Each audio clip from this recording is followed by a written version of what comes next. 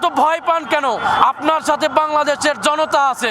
আপনার যদি কোনো প্রকার ছায়া উপদেষ্টা থাকে সেটা আপনারা জনগণের মাঝে প্রকাশ করেন, এবং জনগণ আপনার সাথে আছে। এবং আমরা এখানে ছিলাম আজকের যে ইনকিলাব মঞ্চ থেকে যেই আলটিমেটাম দেওয়া হয়েছে 24 ঘন্টার, সেই 24 ঘন্টার ভিতরে যদি খুনিকে ধইরা না আনতে পারে তাহলে বাংলাদেশের জনগণ কিন্তু এই যে ইনকিলাব মঞ্চকে নিয়ে বাংলাদেশের জনগণ কিন্তু তারা যা করা দরকার, বিপ্লবী সরকার করা দরকার হইলেও সেই বিপ্লবী সরকারের দিকে যাবে। অতএব যারা খুনি তাদেরকে ধইরা নিয়ে আসতে হবে এবং বিচার করতে হবে, বিচার কার্য করতে হবে। আমরা বিগত দিনে দেখেছি যে আওয়ামী লীগের বিরুদ্ধে যারাই কথা বলছে, বিএনপি হোক, জামাত ইসলাম হোক, যে কোনো দলের লোক হোক, আলেম ওলামা, তাদেরকে যেখানে থাকুক সেখান থেকে ধইরা নিয়ে আসছে, কোনো জায়গায় লুকাইতে পারে নাই। ধইরা নিয়ে আইসা আয়নাগরের ভিতরে ঢুকাইছে, এরপরে গুম করছে, খুন করছে, নির্যাতন করা হয়েছে, জেলে দিয়েছে। কিন্তু আজকের দেখি খুনি বাংলাদেশকে কে পালিয়ে যায় তারা দেখে না। ডিজিএফআইদের তাদের কোনো সেই যে সক্ষমতা, সেই সক্ষমতা আজকের ডিজিএফআইর, এনএসআইর সেই সক্ষমতা আজকের নাই। অতএব আমরা বলতে চাই, আপনাদের আসলে কি সক্ষমতা নাই, না আপনারা করতে চাচ্ছেন না? আপনাদের কিসের ভয়? আপনারা ভয় করেন হাজির মতো গুলি করে দিবে, কিন্তু আমরা ভয় করি না। আমরা লাখো জনতা, কোটি জনতা আজকের হাদি হয়ে ফিরে আসছে। আমরা আবার আবু সাইদ মুগ্ধ, নাহিয়ান হাফিজ হয়ে ফিরে আসবো। বাংলাদেশকে মুক্ত করতে হবে, বাংলাদেশকে মুক্ত করেই ছাড়বো। আমরা ভয় পাই না। যুদ্ধ বিনিময় একটা চুক্তি আছে, সেই চুক্তির মাধ্যমে এটা আন্তর্জাতিক আদালত এবং জাতিসংঘের মাধ্যমে যুদ্ধ বিনিময় একটা চুক্তি আছে।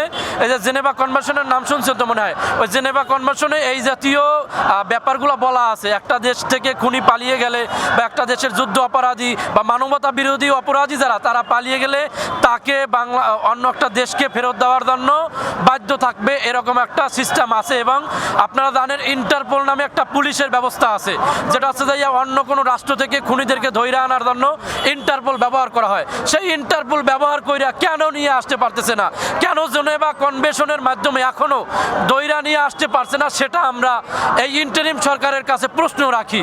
এবং এটাও বলতে চাই, আলটিমেটাম দিয়ে দিতে চাই যে 24 ঘন্টার ভিতরে যদি না আনতে পারেন, আমাদের যেটা দরকার আমরা সেটা করবো ইনশাল্লাহ। আমরা দেখলাম যে হাদি ভাইয়ের যে খুনি, সেই লোকটা হাদি ভাইয়ের অফিসে আসতো এবং এই যে কালচার সেন্টারে আসতো, আইসা মানে গুপ্তভাবে খুন করছেন।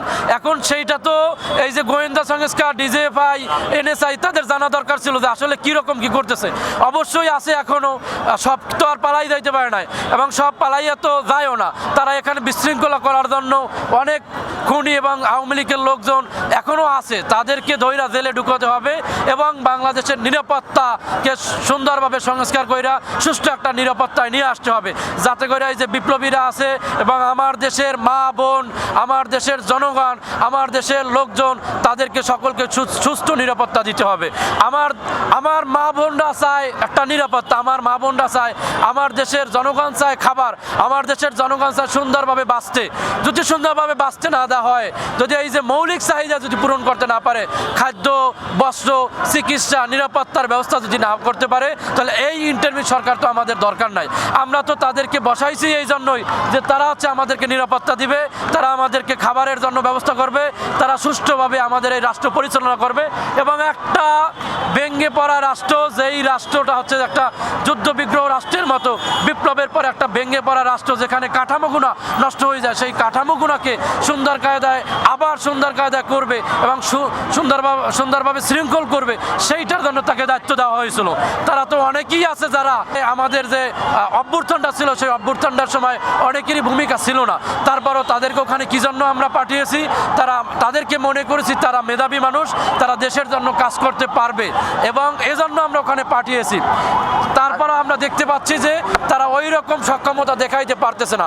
অতএব তারা যদি সক্ষমতা দেখাইতে না পারে, তারা স্বেচ্ছায় পদত্যাগ করুক। আর যদি স্বেচ্ছায় পদত্যাগ করতে না চায়, তাহলে তাদেরকে আমরা বাধ্য করে পদত্যাগ করাবো ইনশাল্লাহ।